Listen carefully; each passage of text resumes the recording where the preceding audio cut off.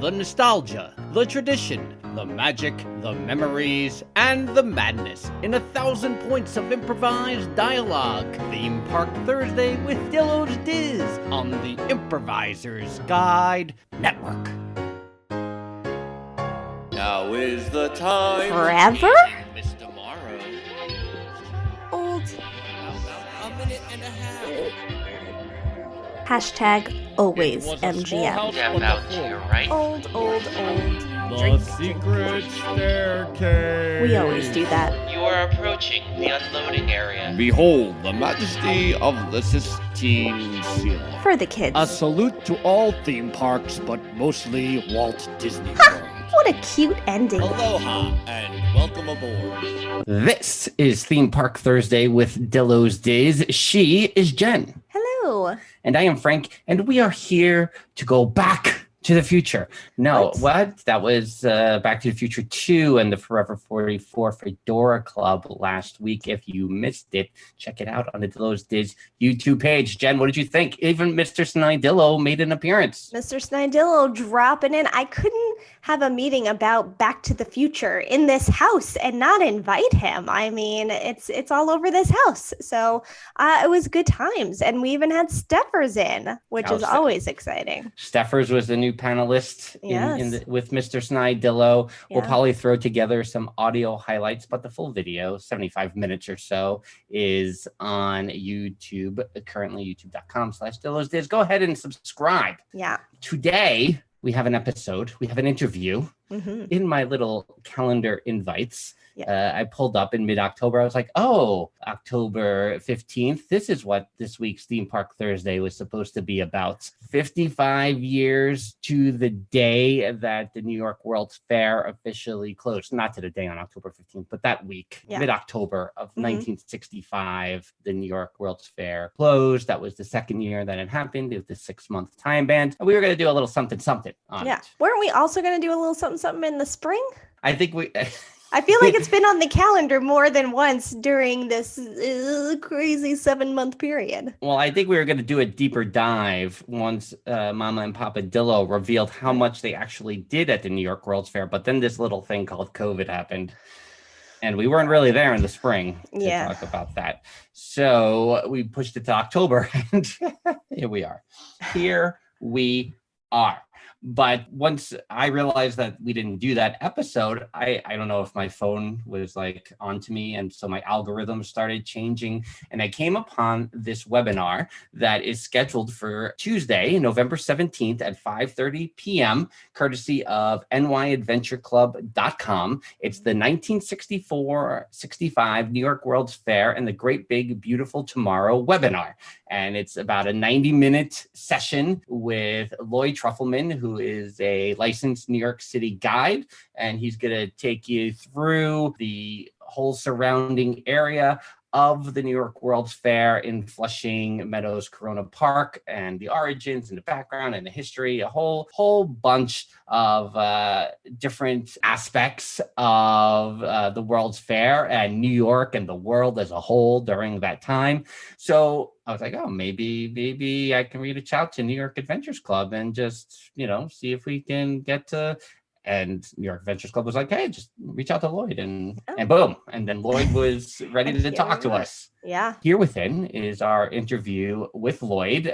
Jen, early thoughts before we set everyone off on hearing our conversation with Lloyd? I wish we had gone recently again, because you and I had gone about a year ago at this point. And then I have been once with the family since then. But then, during COVID and everything, I feel like it's been a while. So now I want to go back. I want to go back again. So yeah, I think we were there last October, maybe. Yeah. And, no US Open tennis to visit this year, no Mets games to go to this year. So wasn't even there at the second to last stop of the 7 line in New York City this year, but definitely I'm ready to go and check it out. And we're going to turn it over to our conversation with Lloyd, and then we're going to bring it back at the end and talk more about the Disney side of the New York World's Fair. What's in the Attic? A new series of videos. Subscribe to Dillo's Diz on YouTube. All right, Jen. So as we were talking about at the beginning here, on Tuesday, November 17th at 5:30 p.m. Eastern Standard Time, there's an awesome webinar taking place brought to you by the New York Adventure Club. You can go to nyadventureclub.com for that. It's the 1964-65 New York World's Fair and the Great Big Beautiful Tomorrow webinar, and our guide for that webinar on that night is here with us right now. Say hello to Lloyd Trufelman. Lloyd, hello. How you doing? How's it going? Great. Good. Thanks so much for doing this. You're a licensed New York City guide. Tell us a little bit about how you got into that and your background and what you've done. Well, I'm retired now. I had always been I was born in Queens and lived in Brooklyn and Manhattan, and then, now I'm in exile in Westchester. But so I'd been a New Yorker, always been a real New York City history buff, and reading tons of books on the city's history. And many years ago, I worked at WNYC, and then I worked for the mayor at the time, Ed Koch, and that will really, spend a little time hanging around the mayor, and you'll really get a serious New York City addiction. It was really a remarkable experience. Yeah, I mean, we're both kids of the 80s, so Ed Koch was basically the first mayor that we were exposed to, like on the news and everything like that. That's our first memories there. I mean, is it a combination of like just on the go, and then like getting all of this like New York City extra experience? Well, yeah, the pace was wild. We had these things called cellular telephones that sort of looked like this. Hello. But it was very cool. And Koch was a real character, but he was professional. And I still remember it was during his re-election campaign. We're driving all around the city and campaigning during the summer, and it was really hot. And back then, everybody had to wear suits. And at the end of the day, the little motorcade, which basically consisted of the mayor's car, a couple of NYPD chase cars, and the staff car, pull off to a side street somewhere. They'd pop open the trunk, and they had a cooler which they filled with sodas and stuff. And he could have gotten in his limousine and goodbye and drove off, but would take a few minutes to make sure we had a cold drink and had a chance to go over how the day went and stuff like that. So he was tough but fair but smart. But anyway, the cool thing about that was, even though I had been born and raised in the city, we would go out into depths of the city that I didn't know existed. Neighborhoods you'd never heard of. So you saw things and met people, and so that was great. Very long story short, afterwards I had run a tech marketing firm for many, many years. And then when that was done, I was I had a tremendous list of all sorts of things that I had wanted to do and was planning on doing, but never could because the business always came first. And one of the things, I don't know why, it was just a gut thing, was to, I'll be nice to conduct tours around New York City. And then I found out that you had to be licensed to do it legitimately. And you had to take a test. It was a fairly lengthy, it was like 200 some odd questions. Wow. And there's no real textbook for it. You just really had to know. You'd come up to something like, what was the Malbone Street disaster? And you're like, and it's like, oh yes, it was the worst subway car accident in New York City history. And Malbone Street, the accident was so bad, they had to change the name of the street to what is now called Empire Boulevard. But you get into all kinds of things like that, ranging from obscure historical things to, what are the laws on tour bus idling, So I got the license, which was nice. And through a friend of a friend, met a number of people conducting tours, but notably the New York Adventure Club. And I've done a few tours for them. We've done tours on The most notable has been this called the Ghosts of the Five Points, the old abandoned, not abandoned, a vanished neighborhood down sort of where Chinatown is. Did tours of Floyd Bennett Field, the abandoned airport out in Brooklyn. And then the World's Fair thing came up because I'd always been a big fan of the World's Fair. Especially, and I'm not really dating myself, but it was the 1939 World's Fair that really connected to me.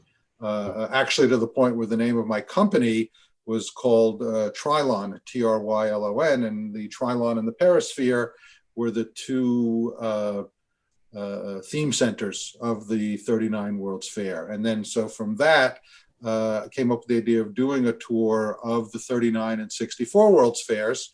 I was lucky enough to have attended the 64 World's Fair when I was very little.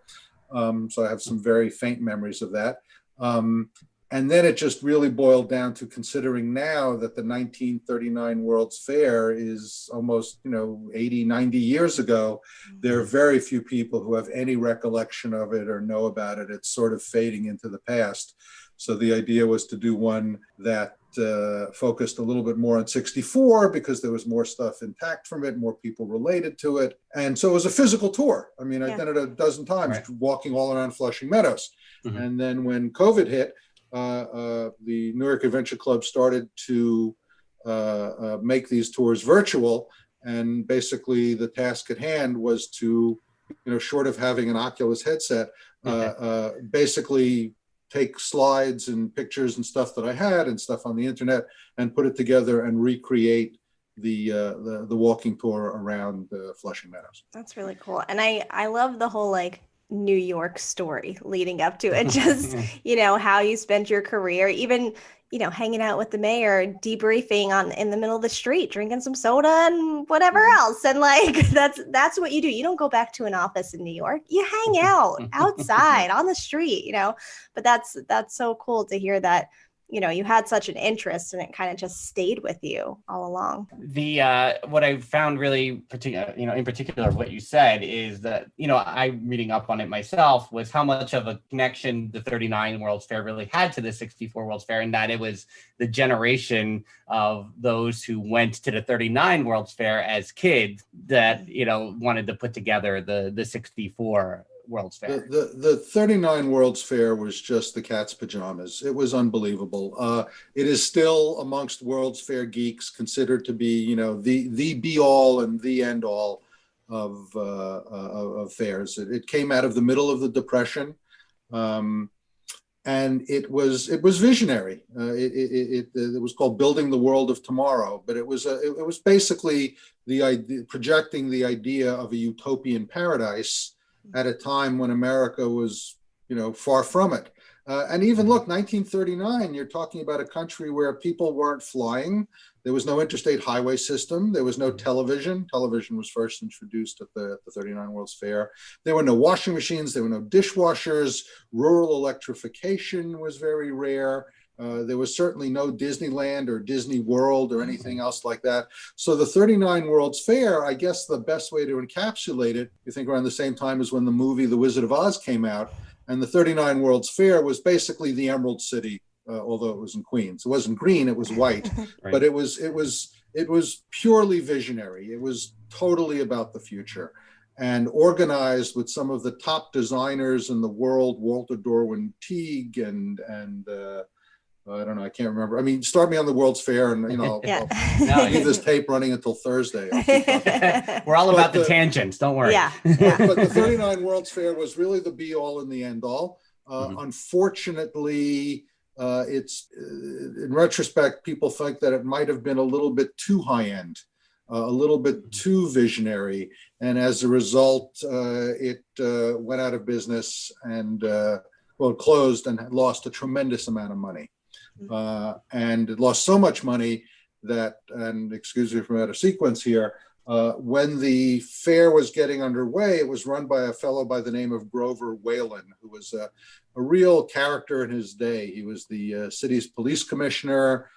He was the city's official greeter at that time. They felt that the mayor even was a little, was too dignified, and I think someone needed to go out to ribbon cuttings and parades. Grover Whalen was the fellow who went out and did that.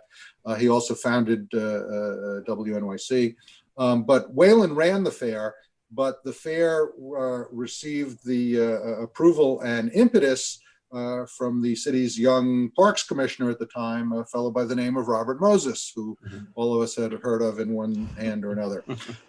Moses wasn't that interested in the 39 World's Fair. Frankly, he wasn't that interested in the 64 World's Fair. We'll talk about that in a minute. But he had a thing in him from going back to the 20s that he wanted to build the great park in New York.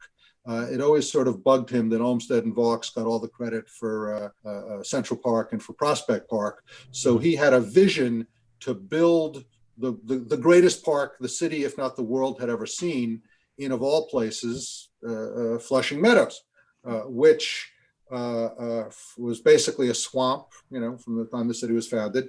And then it was an ash dump, a garbage dump for many years. It was considered so far away from the center of Manhattan that probably nobody would ever live there, so they just used it as a garbage dump. But it was Moses who converted the Corona dump into the World's Fair grounds, because all he wanted to do was have the World's Fair get up and get done, and with all the profits from the World's Fair, build his utopian visionary park of the future. Unfortunately, the fair went bankrupt. There was no money from the fair, and as actually the fairgrounds remained as sort of a ruin from 39 up until 64 because they couldn't do anything with it. So it was just like, dormant until 64. It's such a fascinating story of Flushing Meadows too, because of where it came from, and I think, as you're stating, between 39 and 64, and sometimes how we feel about it post 64, of like, oh, they could be using this so much more than they are. When we see the structures that are still left now to this day, we go, oh, they could be doing more. And there's even like a reference in The Great Gatsby, right, about the area. As Scott Fitzgerald called it, the Valley of Ashes. The Valley of Ashes. Yeah, and I feel like that's like almost a recurring theme. And now, obviously, the U.S. Open is right next door. You got the Queen's Museum and all those things, which I'm jumping ahead as well. But I feel like that's a cycle that it comes through of like, this is an amazing space, an amazing area that could be utilized. Well, imagine if they set aside the land for Central Park, and they kept on running out of money to fix it. Yeah. So the situation with Flushing Meadow, it has still not yet achieved especially Moses's vision for it. Mm-hmm. It's certainly a lot better than it's been since the 64 World's Fair. It's followed since the end of the 64 World's Fair. It's followed the peaks and valleys of the city. When the city has money, they put money into Flushing Meadow, and the city doesn't. So again, maybe jumping a little ahead, but after the 64 World's Fair, which also never made a profit, defaulted on its bonds, etc. There was no money once again for Moses to build his park. And so the park had been just sort of a ruin and an afterthought and I would say for a long time, for decades, and I'd say within the past 15, 20 years, it's been fixed up bit by bit by bit and keeps on getting better. Was the 39, because you do the walking tour, so maybe this might be easier for you to answer than I'm going to phrase it. The grounds for the 39 fair, was that mostly intact by 64, or because I feel like the maps are similar? Yeah, it was completely intact. All the pavilions were demolished, but as a matter of fact, on my tour, I show if you put a map of the 39 World's Fair and the map of the 64 World's Fair, it's the exact same street grid. Mm-hmm. Moses, again, when there were a group of businessmen in the early 60s, it was a real estate developer whose name I can't remember right now, got together with a group of people and said, hey, remember that 39 World's Fair, how much fun it was? Let's do it again. Let's do it right this time. And it'll be a way to, just bring attention and money. And, there's still this, I guess, a fallacy now, like World's Fairs and Olympics and stadiums, like, oh, they'll make money, and they rarely ever do. Right. but so this fellow, I could look up his name, I just don't have it top of mind, came up with the idea, and as it started working its way through the city, Moses found out about it, who was still in power, and basically just grabbed it and took it over, again with the idea that this time we're going to do it right, this time we're going to make a lot of money, and with the money from the fair, I'm going to build that incredible Flushing Meadows Park. But again, because the 64 World's Fair also lost tremendous amounts of money, that vision was never, Moses's vision for the park was never realized, at least in its totality. Crazy. Yeah, it's cool. As you mentioned that you were there when you were young, our parents both went when they were younger. They were 12 going on 13, if you include the first 2 seasons there. In what way did it capture New Yorkers' imagination? He's doing math. I think I was like 7, I think, at the time. So, I mean, I have very limited recollections of it. I remember going to the GE Pavilion, where you saw, the world, I think it was going to be the world of 1990 or 2000, with, flying cars and stuff like that. The Ford Pavilion, I don't know, waffles, I was 7 years old. Right. It was, I remember the debut of the Ford Mustang, which was like, whoa, and it was cool because, you'd never seen anything like it. And the 64 World's Fair was a lot more like a theme park, whereas the 39 World's Fair was a utopian vision of the future, highly designed, highly coordinated, and the 64 skewed a little bit more Disney-ish, but we'll talk about that in a little bit. Yeah. Well, and we didn't even realize that both of our parents had been there, I think until, last year? Yeah. Was it the first time? My dad, our father reflects just on yours, it. not mine. Yeah. Yeah, just yours. Both of ours. He talks about it in high regard, but it was never clear whether he went. And now, this past year, he's talked about, I went on It's a Small World. I went, and we were like, what? Right. We've been going to Disney forever, and you never mentioned this to us. We still need to really pick both of their brains about what they remember and took away from it. But yeah, it was crazy when we realized you were both there. Why did we never talk about this? It's the thing I could say maybe in retrospect, again, comparing 39 to 64, the 64 fair was fun and cool and, wow, very space agey.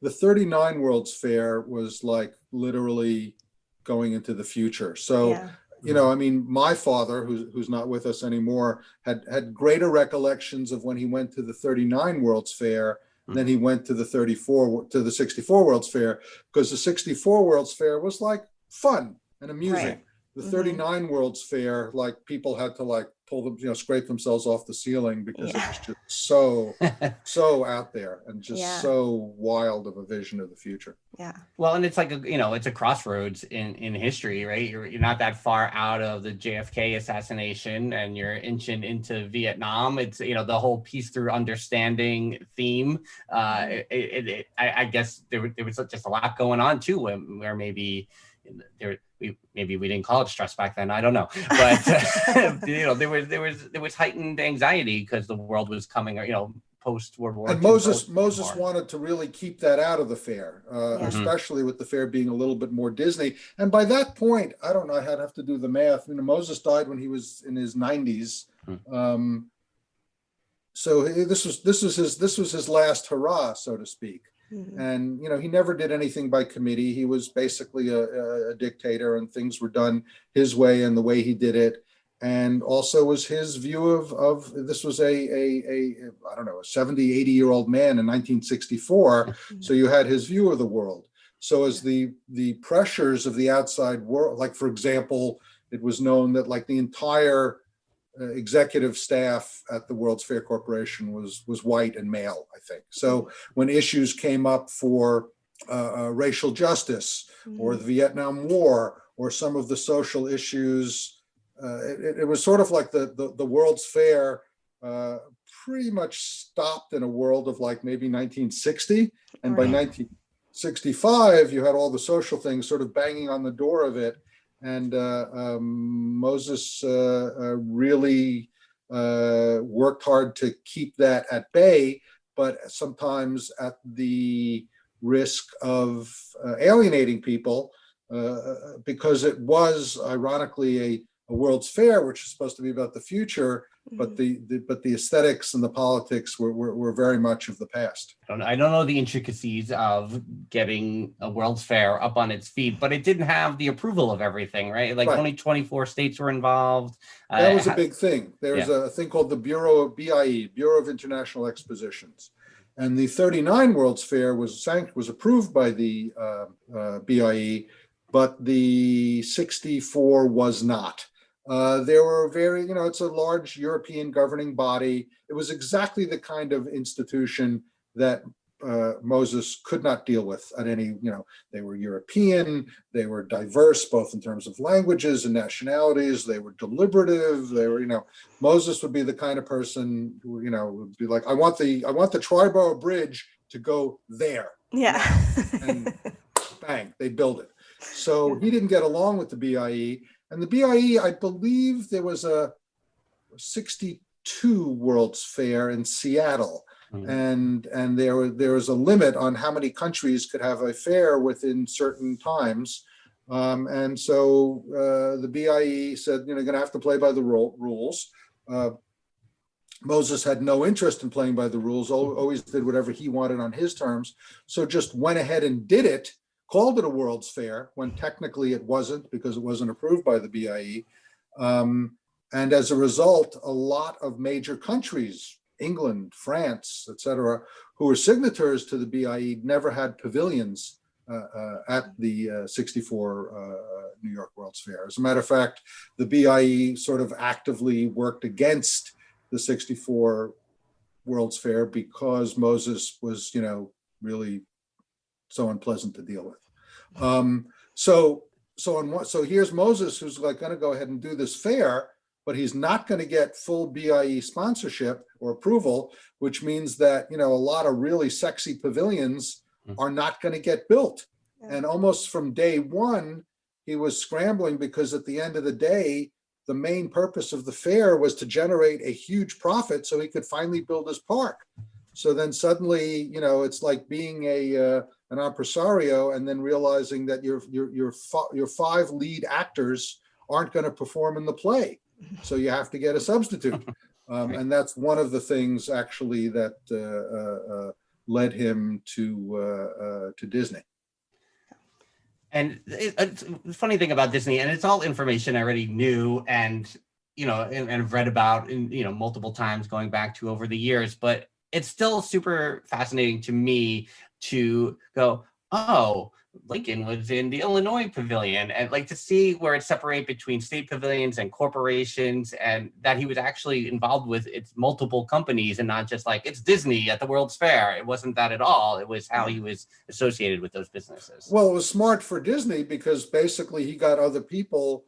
He was able to pilot his stuff on somebody else's ticket. Mm-hmm. So, like as the Carousel of Progress was for the GE Pavilion, but then, as you know, after it was at the New York World's Fair, it was out in Disneyland, and then eventually made it to Disney World, where it still is. But I guess GE just paid him to put the thing together, and somehow he held on the rights to it. Then again, I don't know if GE would have built the Carousel of Progress at its headquarters in Fairfield, Connecticut. So I don't know what they would have done with it.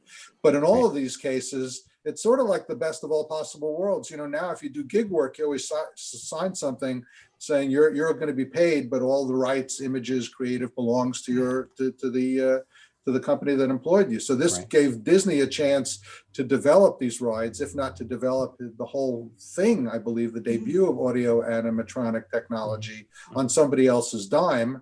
And that was another thing with the 64 World's Fair. It was much more commercial and transactional, especially another reason the BIE had a problem with it, because the pavilions themselves paid for space. Mm-hmm. Moses was like, "Oh, you're a company. You're a." As a matter of fact, with the BIE. Once Nations dropped out, he went out. It was very heavily corporate because he went to corporate and said, I'm going to have a big crowd here. You want to have a pavilion? Pick a lot, pay your fee. So it was up to the companies to pay for the pavilion, design the pavilion, build the pavilion, and even demolish the pavilion. And that's another reason why the 64 fair never had an overarching either conceptual or visual theme, because each corporation or each exhibitor, it was up to them to build their own pavilion as they saw fit. Ultimately, Moses really didn't care that much, as long as he got the money and as long as the pavilions were taken down on time so that he could start building his park. Wow. And yeah, it seems like such a perfect setup for Disney to just test out his ideas and see what's working and see what doesn't, and, you know, figure out what to do after that point. But it was, you know, it was kind of his own little test kitchen, I guess. Yeah, so you had the Carousel of Progress, you know, a small world. It's a small world from Pepsi/UNICEF, which is down in Disneyland. And then obviously the great moments with Mr. Lincoln, and then all the stuff in the Ford Pavilion, as you sat in the car and you drove around this spiral way in the car. And you saw everything from dinosaurs to rocket ships, and again, all that stuff was manufactured and presented by Disney. Is that because you mentioned the Ford Mustang? How is that pavilion set up? You would go on the Omni Mover ride, and then would there be like a Ford display afterwards? Do you recall how? Well, what I remember as a kid, I mean, they had the Mustang right in front of the pavilion, spotlight stage, dun, dun, dun, dun, dun. But in the cars. You know, if you've seen a picture of the pavilion, there's a big like rotunda in the car. It looks like a modern day airport parking garage, only went the other way around. And you sat in the car and you turned on the radio, and it was narrated by Disney in his voice. And I believe that all the cars had to be convertibles. And so I'm assuming a lot of them were Mustangs, but they must have been other cars as well. And you sat in the car and you drove from the dinosaurs to outer space. And there was all this conversation about that, you know, that this was also a way for Walt Disney to, you know, test out East Coast audiences on a theme park like experience. Right. And I think people thought it was going to be New York, but really he was looking into Florida. So I think that's the big, that's the interesting thing too, is to say, oh, it was like people were coming to a theme park. Supposedly, Disney went to Robert Moses afterwards and said, you know, let's keep it going. You know, like I could take this over and run it for you. Moses was a real elitist. He was not. I mean, even it's funny that he specialized in building mass public works, but was not a man of the people. He was not particularly inclined to the sensitivities of minorities. So on one hand, I mean, like when he built Jones Beach, an exquisite complex to this day, but his desire was to build the antithesis of Coney Island. He wanted quiet and beaches and sandstone buildings and quiet boardwalk. He was totally against honky tonk and stuff like that. And so his point, I guess, for the World's Fair was we could have all the honky tonk we want. I don't care. Just do the thing, make the money, and then I'm going to build a park. But his vision for the Flushing Meadows Park that he wanted to build was to be far more elegant than Olmsted and Vaux were for either Prospect or Central. And so the idea of keeping the World's Fair going with, you know, dinosaurs and cars and popcorn and stuff was not of his, you know, it wasn't his cup of tea, so to speak. So again, I haven't been able, maybe you guys know, I haven't been able to find any specifics where Disney really tried to keep the fair going as an Epcot or just as a theme park in Queens. But Moses was like, no, I'm going to build it. It'll have, you know, carriage, gardens, and he wanted to build like the Tuileries or something like that. Well, and I guess a couple of things that would come into play there is like, I think you would call it the 64 World's Fair, but it did have it had the 2 seasons, it had 2 years. But I guess once you get to the end of that second year, you're 14 months away from Disney's death. So maybe it was a health situation too, and he already had his hands, you know, stirring in Florida. That's me speculating there. Well, I believe Walt Disney World was well underway I don't remember when he started assembling the land for Disney World, but it was, and they started working on the 64 World's Fair, like 60, maybe 61, it started to come up. And look, from his point of view, I mean, it's the same reason that, the film industry began in New York and moved out to California because of the weather. You can't have you can't have a theme park that's only open 4 months out of the year. Right. But if you take the time to put the floor plan of the 39 World's Fair next to the plan of the 64 World's Fair, next to the plan of Epcot, it's almost interchangeable. Yeah. And as you guys know, Epcot was Disney's vision for not a theme park, but for an entire city. Mm-hmm. And from what I've read, it was really the vision of the 39 World's Fair that, even though he was involved with 64, was the 39 World's Fair, because it was so future oriented, that sort of resonated with him. And I think that was where the original idea from Epcot came. And then I think it was a matter of, you laid out the plans for the 64 World's Fair, and it's probably roughly analogous. So let's do this, have the big geodesic dome where the Unisphere was, where the Triatlon Perisphere was, blah, blah, blah, blah, blah. And it's interesting. I went to Epcot, it's been many years since I'd been there, but I'd been there when it had first opened, when I was a kid, and then I hadn't been for 20 or 30 years. And then I was there with my kids. And by this point, I had become sort of a World's Fair lunatic. So it really, the first time I was as an adult at Epcot walking around at night, I got chills up my spine because I felt the 39 World's Fair. I was like,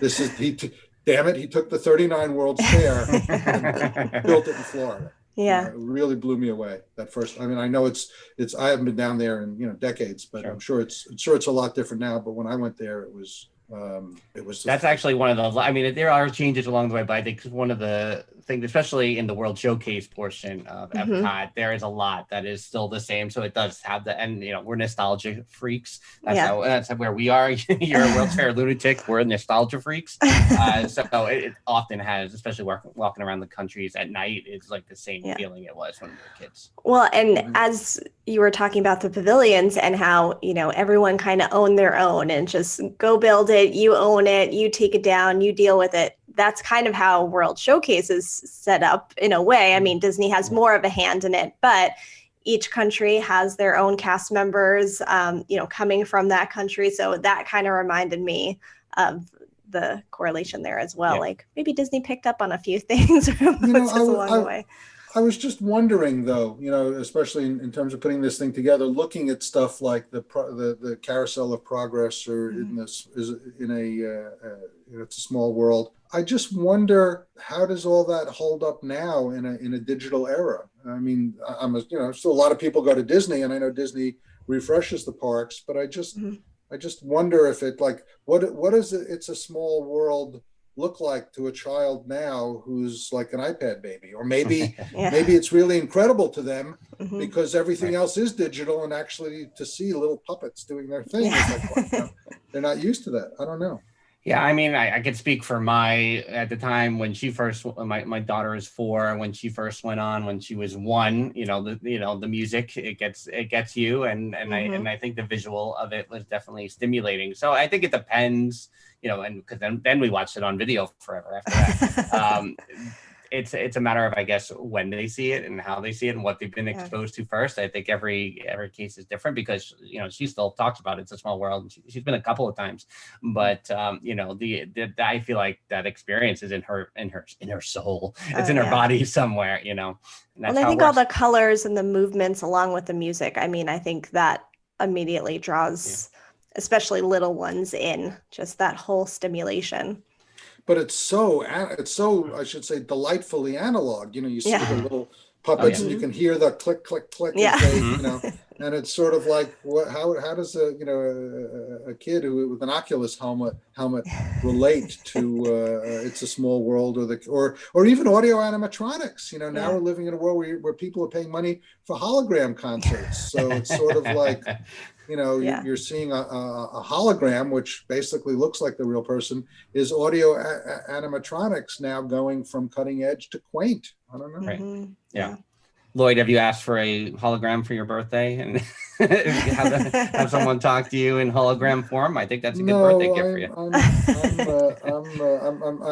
I'm finding that in an increasingly digital world, the more analog you kind of hold on to, the better it is for your sanity. Yeah. Exactly.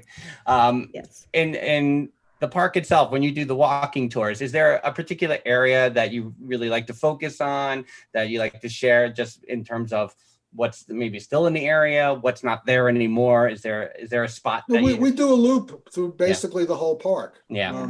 It's quite a schlep because there's really not that much left. Mhm. And some stuff you have to find, or some stuff you can walk by and not even notice it. First of all, the park is pretty much deserted on the weekdays, especially in cold weather. It's in the middle of Flushing. It's a working class neighborhood, and you're not going to find people out of the park. The weekends, it's very, very crowded. In one case, because remember, they never still to this day, the street grid from the 64 World's Fair and the 39 World's Fair is still there. It doesn't look like a park. It looks like a place where there used to be something. So some of the big fields that were the sites of the big pavilions, they just turned into, originally baseball diamonds. And then as the demographics of the neighborhood changed, into soccer field. But, you can walk around and, like, for example, the original ground granite markers that mark the streets are still there. But they're set in the ground. Yeah. And if you're there in the spring, you might not see them because they've been covered over from debris and stuff during the winter. In between two soccer fields is the site of the Jordanian Pavilion, and in the middle of that is is what's called the Column of Girash, which I believe is the second oldest man-made structure in New York. It was made in, the only thing older than it is Cleopatra's Needle from AD 120. It's, yes, there are a couple of, obviously the Unisphere is there, and the New York State Pavilion is there. The terrace on the park is there, but there's a lot of stuff just kind of hiding in plain sight that you have to take a minute to just sort of like, oh, I never noticed that, or I never thought about it this way. Or you look at the New York Hall of Science, which was the Hall of Science back in the day, which was only one building and has since been built out quite nicely into a complex with a variety of things. So the thing is, it's sort of weird that some of it is hidden, some of it is ruins, and then some of it is up to date and beautifully restored or reinterpreted. Yeah. And the tennis center was in Forest Hills back then. So where the U.S. Open was, is that part of the World's Fair site? This is something I should know the answer to, but I don't. Yeah, well, that was where the Arthur Ashe and Billie Jean King complexes is where the United States Pavilion was. Okay. The United States Pavilion was left to remain after the fair. It was a big green, I think it was by Edward Durrell Stone, it was a big green glass box. But what had happened was, again, there was no money to build the park. And then shortly after the fair, the city, the fiscal crisis hit. And I believe they just threw up a chain link fence around the US Pavilion. And within a few years, it was just ruined, vandalized, destroyed. So they knocked it down. And yeah, that's where they built the tennis center. And so, yeah, that was the site of the Singer Bowl and a few other things. Again, all that stuff had been demolished when they built the tennis center. Shifting towards the webinar, you talked about some of the pivots you've had to make in turning your walking tour into a webinar. What are the other subjects and topics that we can expect from that webinar, courtesy of? Well, it's, again, we walk around, we look at the New York State Pavilion about what it was, what it is right now. It's actually in the process of becoming, for lack of a better word, a stabilized ruin. and there have been incredible plans proposed for it. Everything, the panorama at the Queen's Museum, and a lot of people don't know there's a terrific permanent World's Fair exhibit at the Queen's Museum. And as you know, the Queen's Museum has just been renovated. The New York State Pavilion is a stabilized ruin. The time capsule on a 6,000-year-old journey is just sitting behind a bush in a grove of trees. You can walk right past it and never notice it. What else do we see? Various statuary, the rocket thrower, stuff like that. Oh, and there are there's all little parts, little fragments left of it.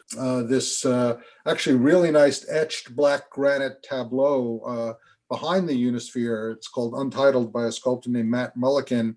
And there's these beautiful granite etchings, not only of the 39 and 64 World's Fair.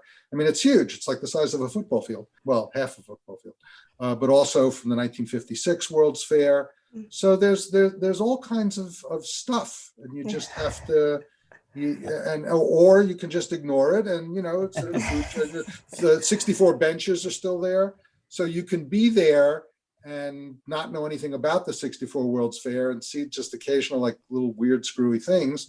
And then on the other hand, it is a large thriving park that is slowly inching its way, probably will never be what Moses intended it to do, because they probably would have to completely rip up everything and build new paths and all that sort of stuff. And there are still huge empty swaths of, they're just trees and grass and nothing else there. Yeah. I mean, I think Jen and I walked around. We did like a quick last video fall. in front of the Unisphere last fall, and even just walking around, I every time I walk through it, and maybe it's once a year, maybe because I'm a big Mets fan and I'm a tennis fan, so I'm in the area often enough. I don't live too far from there. Lemon Ice King. Oh yeah, Totally. all that. It's a great area to go to. And what I found in particular was that I feel like every time I go, I'm like, why am I not here more? Because I feel like there is so much more that I'm missing, that I'm not exploring, that is not in plain sight. So it's super fascinating just to hear you rattle those few things off. And they are, and I mean, and every time you come there, like the site of what was called the Astral Fountain was just a hole in the ground. I was there a year later, and they built a real state-of-the-art skateboard rink where where it's located.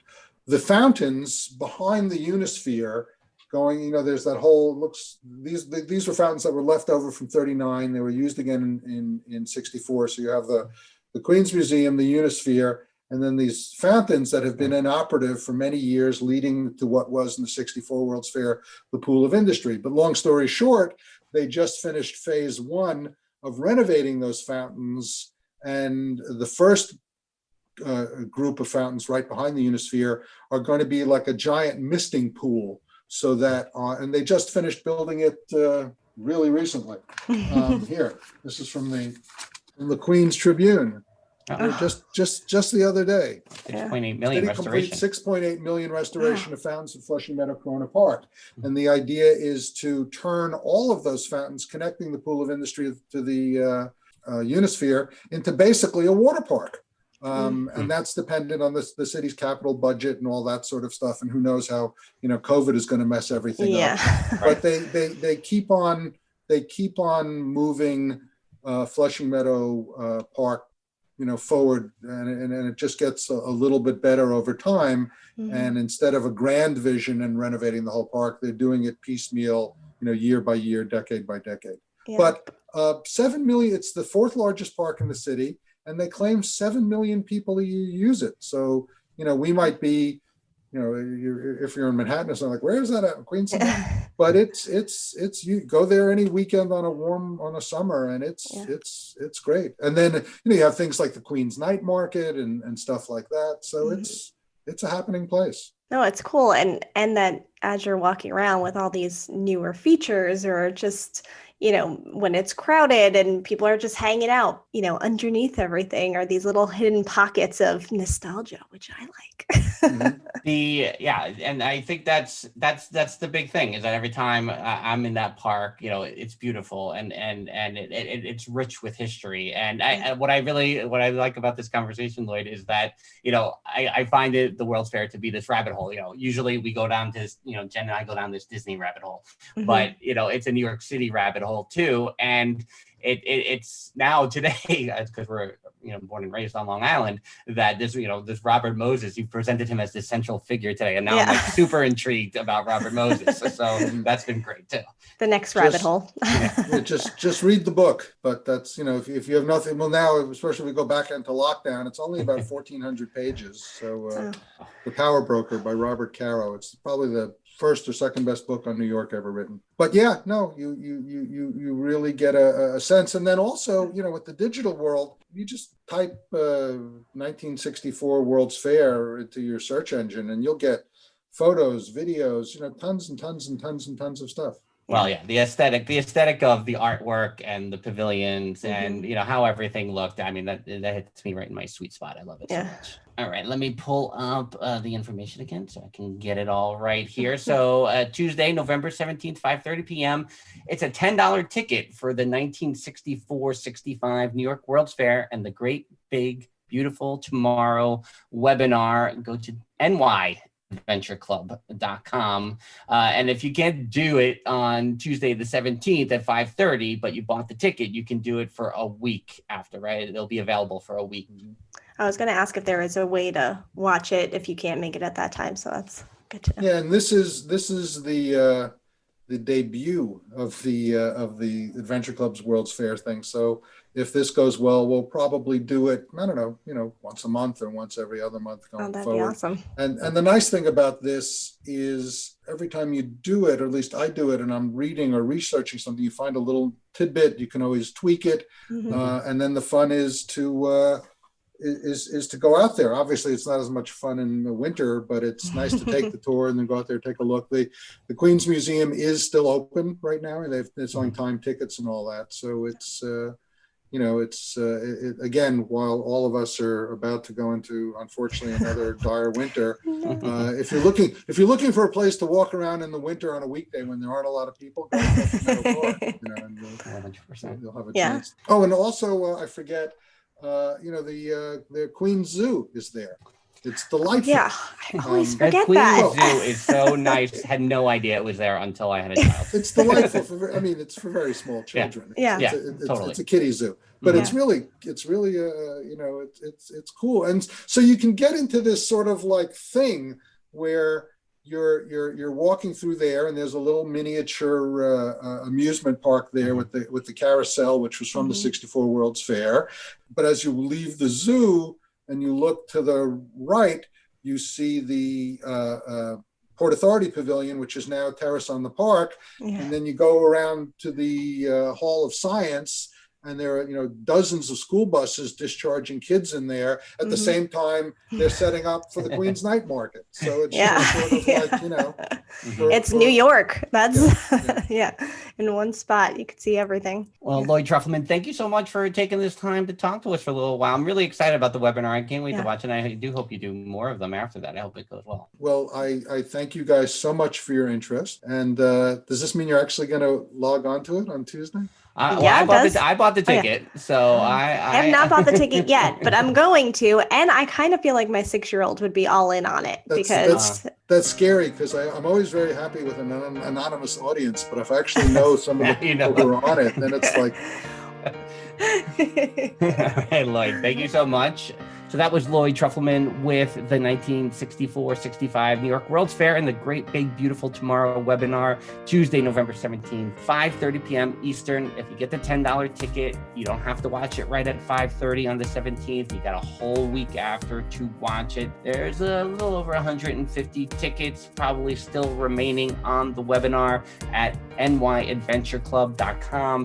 New York Adventure Club gives you insider access to the city's best kept secrets. They're a community driven club that curates the most unique experiences in town with a focus on history and storytelling. And I think you got a lot of that here today with Lloyd. Yes, I think I said it, that I was entranced by his stories, that I would just get sucked in and then have to snap out of it going, oh, I should probably be asking him questions because, this is a podcast and all, and I should probably be talking a little more. But it was so super interesting, even just, the process of becoming a guide in New York and just thinking of, everything he's seen in his career and also everything he knows about New York City. It's fascinating. And now to bring it to this webinar more so about the World's Fair and Flushing Meadow Park, it's all really interesting.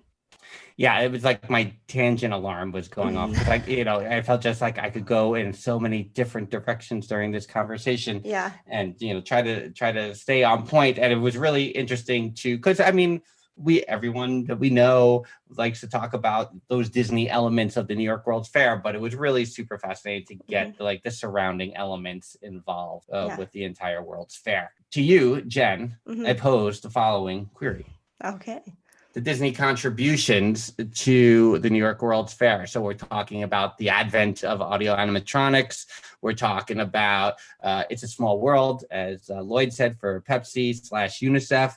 We're talking about the Ford Pavilion, the Magic Skyway, and the Omnimover system.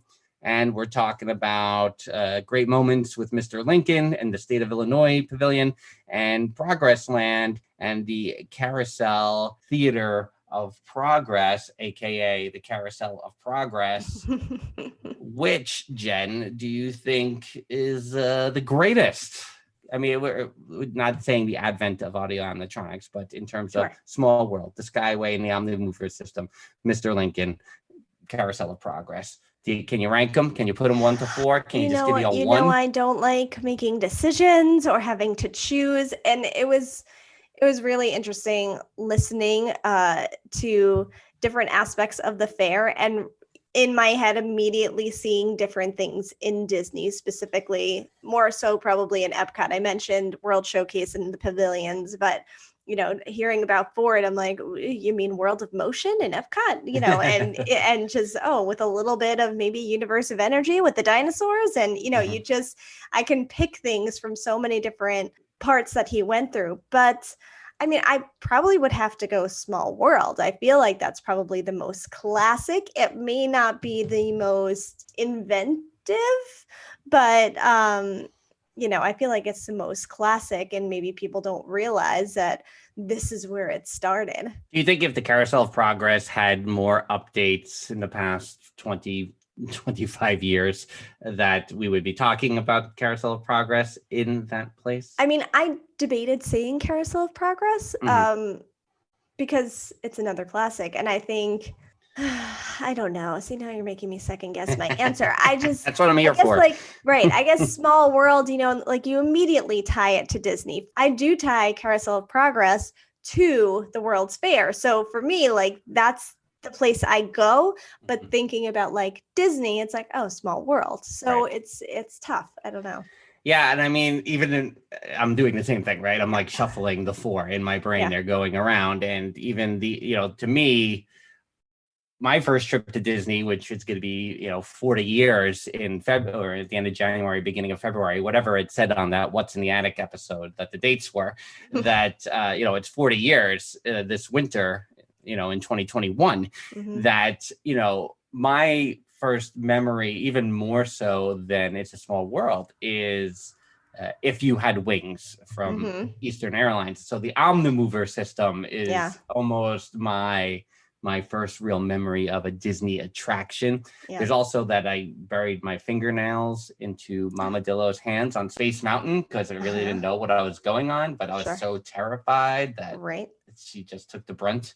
Was it a side-by-side at that point? I think it was, you sit in the lap of the person. Right. That awkward system. Yeah, I don't understand that. I don't understand it either. That's not what we're talking about here, but the Omnimover system by Broggie and Brundage, that's what stands out to me. Yeah. But, we just went through a presidential election. So I've been thinking a lot about the Abraham Lincoln audio animatronic recently. So I think that's a big topic of discussion. And it's been a Basically, while it's all good. It's all good. All of it. Yeah. It's all wham. Exactly. It's all wham, in the words of Stacey Ashwat. Have we made a decision on that? All of it? The answer is all of the above. That's what our answer is. Of the above. So that's the 1964-65 New York World's Fair and the Great Big Beautiful Tomorrow webinar, Tuesday, November 17th at 5:30 p.m. $10 tickets at nyadventureclub.com. You'll get the origins of the World's Fair, talk about the notable exhibits and pavilions, and as mentioned on our talk with Lloyd here, like so much on Robert Moses. I loved all of that. And then the remnants from the fair that still exist today. So it's a webinar walkthrough, as it were, with the Q&A that follows. Make sure you check it out. It's about 90 minutes total. Definitely worth your time if you're a big New York World's Fair nut like we are, for sure. Yes. Next week, we're living week to week here on Theme Park Thursday with Dillos Days. Like we do. We have ideas. We have things they're building up. We're trying to putting all the chess pieces in place as we get towards the end of the year. There's a lot on the calendar. There's a lot on the calendar. I'm not really sure how we can do it all, but okay. We are going along the way here. Don't forget about the Parks and Monorail's Most Magical Hour on Tuesday night, 8:30 p.m. via our YouTube page, youtube.com/DillosDiz. As always, you can follow us on the Twitter and the Instagram and the TikTok at DillosDiz, Dillos with an S, Diz with a Z. Until that time, she's Jen and I'm Frank. Bye-bye. Deuces. Theme Park Thursday with Dillos Diz, featuring Frank Cardillo and Jen Cardillo Snyder. The theme was composed by Matt Harvey. The intro and the outro was performed by Lindsay Zarugian. The Dillos Diz fact checker is Mel Dell. You can follow Dillos Diz on Twitter, on Instagram, and on TikTok at Dillos Diz, Dillos with an S, Diz with a Z. You can give a like to Dillos Diz on Facebook, facebook.com/Dillos Diz, and you can subscribe to Dillos Diz on YouTube, youtube.com/Dillos Diz. That is where you'll find the Parks and Monorail's Most Magical Hour every Tuesday night, 8:30 p.m. Eastern Standard Time. Dillos Diz, the Monday Morning Monorail podcast, are together indefinitely. Go to DillosDiz.com for throwbacks, archives, blogs, and more. DillosDiz.com. We'll see you real soon, and that real soon is next week for Theme Park Thursday with Dillos Diz. The Improviser's Guide Network 2020.